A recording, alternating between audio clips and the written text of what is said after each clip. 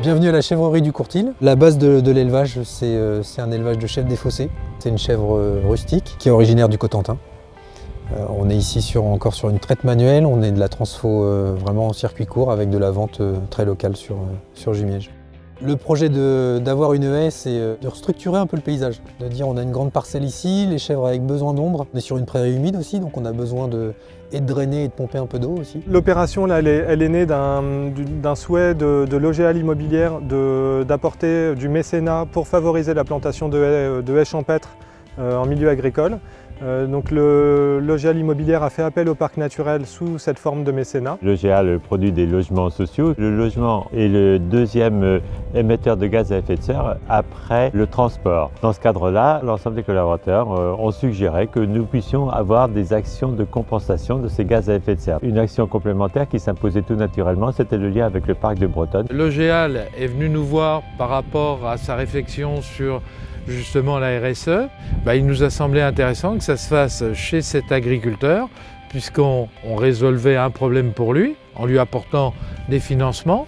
Le parc était dans son rôle d'améliorer la biodiversité et puis d'autre part de faire participer des financements d'une entreprise sociale puisque c'est un bailleur social. Le parc ici est un peu l'intermédiaire entre des sociétés qui souhaitent apporter des financements à des projets de plantation de haies et les agriculteurs qui bénéficient ensuite de cette opération. Cette semaine, une entreprise nous a accompagnés dans la plantation d'une haie sur ces terrains. Il y a de multiples essences qui ont été plantées, adaptées à des terrains ici qui sont particulièrement humides.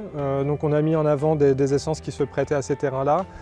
Du peuplier noir notamment, de l'érable champêtre, du chêne pédonculé, des essences arbustives comme le cornouiller, une dizaine d'essences différentes sur la propriété. On a vu les enfants lors de la plantation aussi parce que là on est sur une opération de mécénat, c'est-à-dire que la haie est financée par une entreprise. Donc c'est un don et moi je me suis dit que le don que je pouvais avoir à mon tour c'était sur cette même période, c'est-à-dire 10 ans, accueillir ces enfants, donc l'école de Jumièges. On veut absolument que les enfants soient au contact au plus près de la nature et participent à des actions.